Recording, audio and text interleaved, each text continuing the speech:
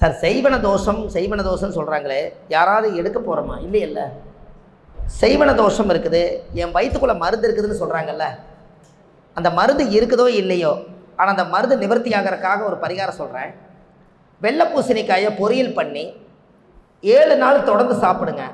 அது டாய்லெட்டில் மருந்து மாயம் எல்லாம் வெளியில் போயிடும், உடம்பு சுத்தமாயிரும். அதனால தான் கண்டுஷ்டி, ஓமளிப்பு, பில்லி சூனியம், செய்வன, காற்று, கருப்புக்கு என்ன சுற்றி போடுறீங்க? அதனால தான் அதை வயிற்றுக்குள்ளே சுற்றி வெளியிடுங்கன்னு சொன்னேன். அன்னையோட மருந்து வெளியே போயிடும், இது எங்கேயும் போய் சிக்கிக்க வேண்டாம். அதனால தான் அது ஏதோ ஒரு நோம்புன்னு வருமலங்கம்மா, 27 காய்கறி வச்சு அன்னைக்கு சாப்பிடாதவங்களாம் சாப்பிட்டோன்னு. என்ன அது? அந்த துவாதசி திதி அன்னைக்கு எல்லா காய்கறியும் வச்சு சாப்பிட்டு பண்ணுறாங்கல்லங்கம்மா. அன்னைக்கு இது சாப்பிட மாட்டேன், அது சாப்பிட மாட்டேன், எல்லா காய்கறி. அதில் பூசணிக்காயும் வருதுங்களா? அது ஏன் முன்னோர்கள் அந்த காலத்தில் வச்சாங்கன்னா, நீங்கள் என்ன வீட்டில் போய் சாப்பிட்டு வந்திருந்தாலும் அந்த பூசணிக்காய் அந்த பொரியலை சாப்பிடும்போது அந்த பூசணிக்காய் நம்மளுடைய மருந்து எங்கெங்கெல்லாம் வயிற்றுக்குள்ளே எங்கேயோ ஒரு பக்கத்தில் தெரியாமல் கொடுத்துருந்தாலும் அதை எல்லாத்தையும் வலித்து எடுத்துட்டு ஆசன வாய்வு மூலியமாக அது வெளியில் வந்துடும். அதுக்காக அந்த காலத்தில் பூசணிக்காயை பொரியல் பண்ணி சாப்பிடுங்கன்னு முன்னோர்கள் லேசாக சொல்லி வச்சாங்க. என்னங்கய்யா? எங்கேயாவது போனால் ஏன் ரசம்னு ஒன்று கண்டுபிடிச்சாங்க. அதில் என்ன இருக்குது?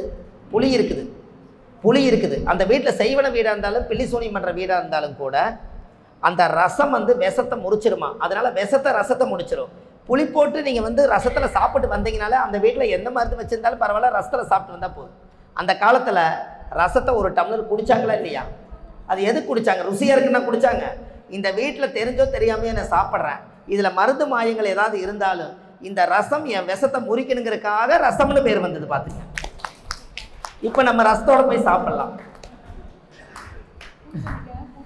இந்த ஜோதிட நிலையம்ங்கிறத நீங்களுமே எல்லோரும் மாற்றிடுங்க. இன்னும் கொஞ்ச நாளில் நிலையம்னா ஒரு பேருந்து நிலையம், பஸ் நிலையம், அப்படின்னா ஒரு பொதுமக்களுக்கு ஒரு நிலையம். நம்ம எல்லாமே ஜோதிட ஆராய்ச்சி மையம்தான். நம்மெல்லாம் ஆராய்ச்சி சென்று தான் ஒருத்தருக்கு ஜாதகத்தை நம்ம பார்த்து சொல்கிறோம். நம்ம கையேந்தி வாங்கி சாப்பிடக்கூடிய இனத்தில் நம்ம பிறக்கலை. நீங்கள்லாம் ஜோதிட ஆராய்ச்சி தான். அதனால தான் அம்மாவுக்கு நான் என்ன பேர் வச்சு கொடுத்தேன்னா, அகில உலக ஜோதிட ஆராய்ச்சி மையம்னு வச்சு கொடுத்துருக்கேன்.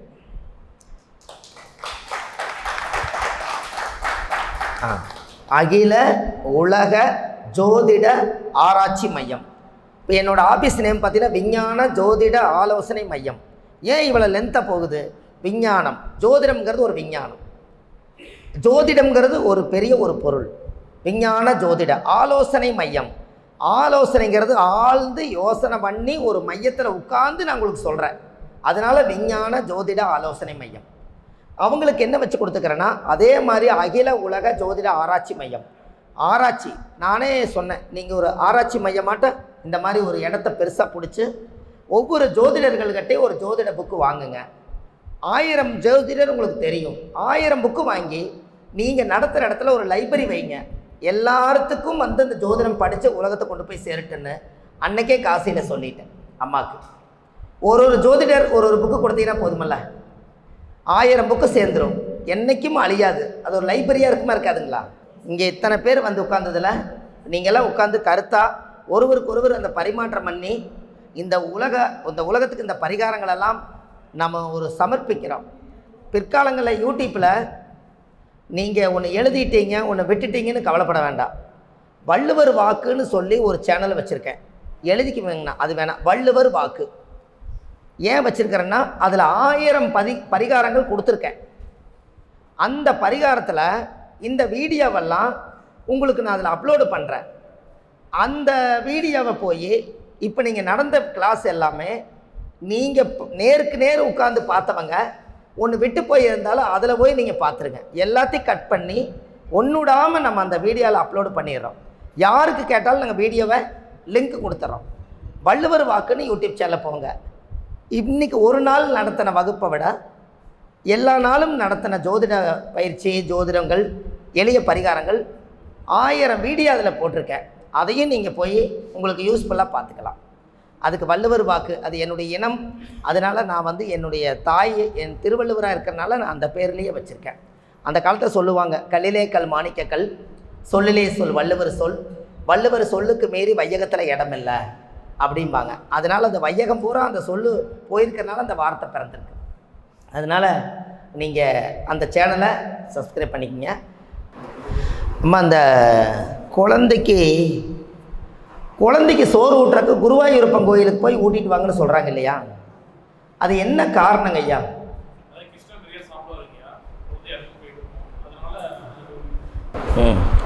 ஐயா வந்து கிருஷ்ணருடைய அவதாரத்தில் கொஞ்சம் சாப்பிட்றதுனால குழந்தைக்கு நிறையா சாப்பிடும் அப்படின்னு ஐயாவுடைய கருத்து.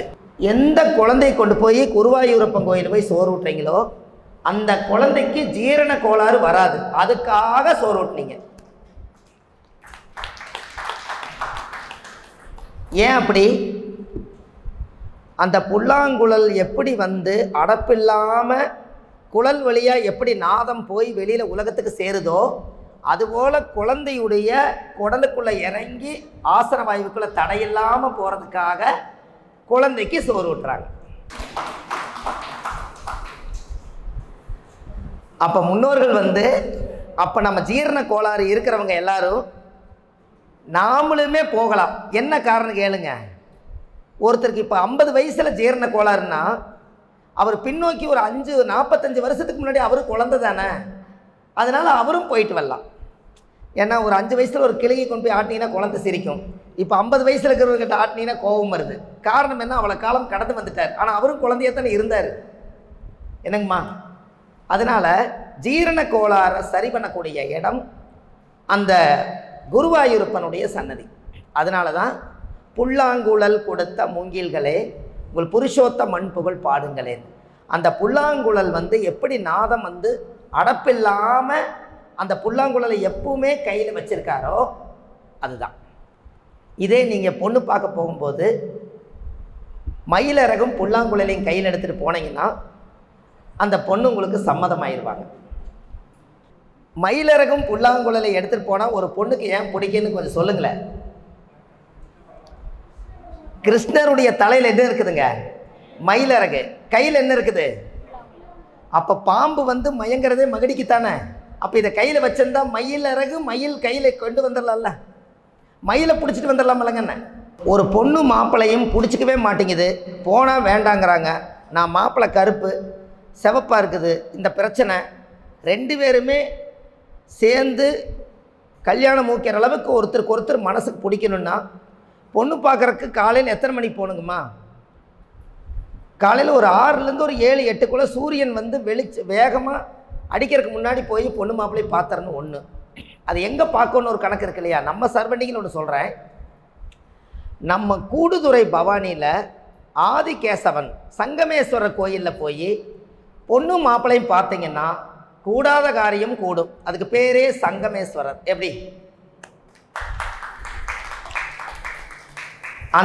அந்த கூடுற அந்த இடத்துல தான் 2 நதியும் கூடுது. ஒரு நதி மட்டும் பூமிக்குள்ளே இருந்து உற்பத்தியாகி 3 நதியும் சேர்ந்து சுழண்டு ஒரு ஓம்னு ஒரு சங்கமத்தை சொல்லிட்டு அப்புறம் கிளம்புது நதி. அந்த இடத்துல கூடக்கூடிய ஆற்றல் அங்கே உண்டு. கணவன் மனைவி பிரிஞ்சிருந்தாலும் கணவன் மனைவி சேராமல் இருந்தாலும் கூடுதுறை பவானியில் ஆதிகேசவனுக்கு 7 விளக்கு போட்டு தீபம் போட்டிங்கன்னா கணவன் மனைவி சேர்ந்துருவாங்க. பொண்ணு மாப்பிள்ளைக்கு பிடிச்சிரும். கல்யாணமே நீங்கள் அங்கே பண்ணினீங்கன்னா விவாகரத்து வராது. எப்படி? முதல் விவாகரத்து முக்கியமல்ல எனக்குமா? விவாகரத்துன்னு சொன்னதுனால ஒரு ஞாபகம் வருது. 7 தீபம் போடுங்கம்மா. 7ஆம் படம் தானே எனக்குமா? ஆயிலி நட்சத்திரக்கு உண்டான கோயில் தானேங்கம்மா ஆதிகேசவன். அந்த வீடியோ மட்டும் வள்ளுவர் வாக்கில் 4,80,000 பேர் பார்த்துருக்காங்க. ஒரே வீடியோ மட்டும், ஆயிலி நட்சத்திரத்தை மட்டுமே. எப்படின்னு பாருங்கள், 4,85,000 பேர் பார்த்துருக்காங்க ஒரு வீடியோ மட்டும். நீங்கள் போய் பாருங்கள் அந்த வள்ளுவர் வாக்கில் ஆயிலி நட்சத்திரத்தை பற்றி எப்படியெல்லாம் சொல்லியிருப்பாங்க. சார் உண்மையாலுமே சண்டை போட்டு உண்மையாலுமே டைவர்ஸ் ஆகிட்டாங்க. டைவர்ஸ் ஆகணும். அதனால் வந்து விவாகரத்து கிடைக்கணும். அந்த விவாகரத்து கிடச்சிதுன்னா மறுவாழ்க்கையாவது நல்லா இருக்கும்னு நினச்சிட்டு இருக்கிறவங்க, உண்மையாலுமே இந்த முதல் வாழ்க்கை வேண்டான்னு நினைக்கிறவங்க, அப்பா அம்மா சம்மதத்தோட விவாகரத்து வேண்டான்னு விவாகரத்து பண்ணிட்டா நல்லது தான், நான் இந்த புருஷனோட வாழ வேண்டல, அவங்க என்னை ஏமாற்றம் பண்ணி திருமணம் பண்ணிட்டாங்க, அதனால் நான் மறுவாழ்வாவது போய் நான் நல்லா வாழ்கிறேன், அதுக்கு நான் டைவர்ஸ் அப்ளை பண்ணியிருக்கேன் அந்த டைவர்ஸ் அப்ளை பண்ணினதை எனக்கு சீக்கிரமாக எனக்கு டைவர்ஸ் நோட்டீஸ் வந்து எனக்கு விவாகரத்து கிடச்சிட்டா எனக்கு கொஞ்சம் பரவாயில்ல, அதுக்கு ஒரு பரிகாரம் சொல்லுங்கள் அப்படின்னு சொல்கிறாங்க. அப்போது நம்ம என்ன பண்ணுறோம் அப்படின்னு கேட்டிங்கன்னா, இந்த அவரைக்காய் செடி இருக்குல்லங்கம்மா, அவரைக்காய் செடி பார்த்துருப்பீங்கள்ல, ஒரு இத்தினூண்டு ஒரு செடி, ஆமாம் இருங்க சொல்லிக்கிறேன், ஒரு இத்தினூண்டு செடி அது எவ்வளவு தூரம் படர்ந்து போகுதுங்கம்மா, படர்ந்து போகுது. அந்த வேரை அந்த இடத்துல 7 விளக்கு பற்ற வச்சு அந்த அவரை வேற 7 தடவை சுற்றி, எனக்கு அந்த குடும்பத்தில் போய் பொழைக்கிறதுக்கு எனக்கு விருப்பம் இல்லை, ஆத்துமாத்தமே எங்கள் அப்பா அம்மா சம்மதத்தோடு தான் நான் இந்த விவாகரத்தை போட்டிருக்கேன், எனக்கு சீக்கிரமாக இந்த விவாகரத்து கிடச்சிருன்னு சொன்னால், அந்த தொடர்ந்து படர்ந்து வந்த கொடி அந்த அவரை வேற அத்து விட்டீங்கன்னா, அவரை வேற அத்து விடுங்க, அவரை வேற அத்து விடுங்க, சரியா போயிடும். என்னங்கம்மா என்னம்மா சொல்ல போகிறீங்க அம்மா, புரியுதுங்களா? இத்தனை நாளாக அவரை ப்ளஸ் அவரை அந்த கொடியை அத்து விட்டுட்டு அதை நெருப்பு வச்சு கொளுத்திடுங்க. அது மறுபடியும் அது வந்து அதில் இருக்கிற அவரைக்காய் வந்து விதை மறுபடியும் ஊண்டி வந்துடக்கூடாதுல்ல, ஏன்னா நம்ம வேண்டாம் தான் சம்மதிக்கிறீங்க. அதனால் அந்த வேரை பிடிங்கி விட்டுருங்க. நம்ம குடும்பத்தில் இருந்து ஒரு தோசை நம்மளை விட்டு போயிடும். உங்களுக்கு ஒன்று தெரியுமா, எனக்கு துன்பமே தீர மாட்டேங்குது, துன்பமே தீர மாட்டேங்குதுன்னா தும்பச்செடி இருக்குது இல்லைங்கம்மா, அந்த தும்பச்செடியை பிடுங்கி ஒரு 7 முறை சுற்றி ஓடுற நதியில் விட்டுட்டு வாங்க, கொஞ்சம் துன்பம் குறையுமில்ல.